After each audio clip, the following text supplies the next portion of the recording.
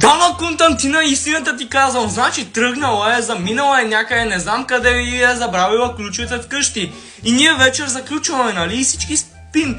И тя ми е звъняла на мене поне сигурно 10 пъти, на баща ми също и никой ни отваря, защото всички спим. И тя седи цяла нощ навънка, не знам, аз винаги като излезна и винаги си ги взимам, човек, ама винаги. И на тебе ли ти се е случило с майка? Майко, не мога го повярвам, това не мога. Де факто аз съм най-лошата майка, така ли? Какво стана, бе? Това да не е майка ти, дед вика така. Давай, кажи каквото има да казваш, нека всеки разбере, че аз съм най-лошата майка. Значи никой не гледа това, че всеки ден пера.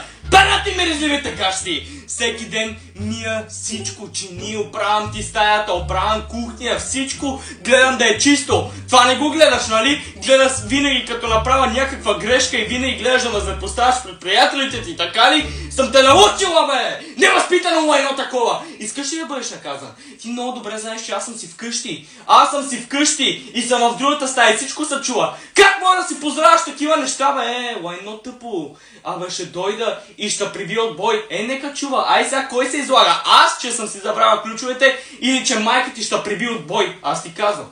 Искаш ли? Това ти го дам в лицето, бе!